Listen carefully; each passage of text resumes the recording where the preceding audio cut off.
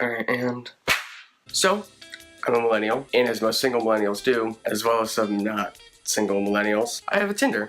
I don't like it. I really don't. When I'm on it, I just feel it's objectifying and gross. I try to click on people's profile and read something if they put it there, but in reality, I'm just as bad as everyone else. And even though it makes me feel bad, I do it anyway in hopes that I find someone that isn't a spam bot that I can maybe at least try to have a real conversation with and maybe not. So like most single millennials, I have a Tinder. And this was my profile picture. Shout out to Melt Bar and Grill in Cleveland, by the way. I like this picture. I think it's kind of funny. It displays comically excessive food, so I feel like it shows that I'm a true American. Plus, I was really weary about the first thing people seeing of me on Tinder being just my face. I figured that picture would at least capture people's eye, and I could just go from there. And at first, it worked. Within the first month or so, I had a number of great conversations with people. I mean, eventually, these conversations would fizzle out, but I never lost any sleep over it, even if it was a little disappointing. Then one day, I get a match notification on my phone from this girl named Eva. I usually don't remember the specific people's names that I matched with. Tinder's bad people, but I hadn't matched with her long ago, and I thought she was gorgeous. I even specifically remember I was really gonna try to put myself out there, find out if this girl's interesting, and maybe I'd want to take her out on a date. So when I got a message immediately, my hopes went even higher. That is,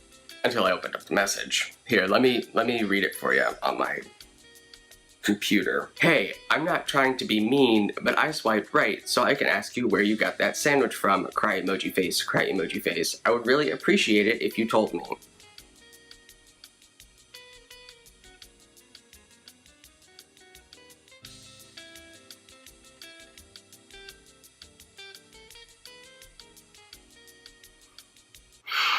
I played it off like it was nothing, you know, at least she was honest with me. Didn't have to deal with that horrible small talk at first. She just went for it, got what she wanted, and I respect that. Now I'm sure I know what you're thinking. Did you ask if she wants to go with you to get that sandwich? And the answer, as you probably know before you even asked, was no. I did not. Why not? You probably ask. I don't know, okay? I don't know. I mean, I definitely thought about it. I didn't have anything else to say after that. I was caught off guard. I don't just have smooth pickup lines at the ready. No go-to line to just sweep her off her feet, especially when she's more interested in a sandwich than me. I could have sat and eventually thought of one, but I was already checked out of this situation, so I felt defeated by this Tinder connection sandwich. Worked real hard to work the title in. So this happens. I limp away from my phone, ego bruised, and perpetually sad. For all of 3 days until I match with someone else. I'm a vapid child. Okay, so there are people doing construction across the street, and I really hope they could see me. I doubt they can.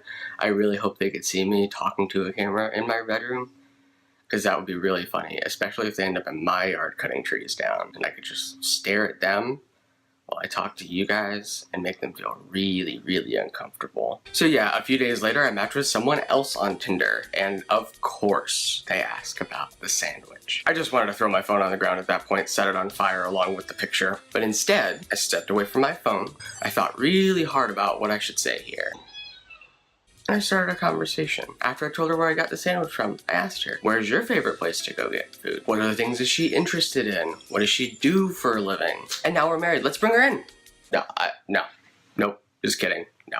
But we've been talking for a few weeks now, and at the very least, I've made a new friend. And in my opinion, you can't have too many of those. The point is, it's fine to do something to make yourself stand out. I encourage it. In an age where social media is everything and it feels impossible to really make yourself stand out in front of people, both in real life and on the internet, it serves you well to make your first impression on someone, leave some sort of impact. But once you make that initial impact, make sure you have some real depth to back that up. Or you'll just end up telling girls on Tinder where to get a good sandwich in Cleveland.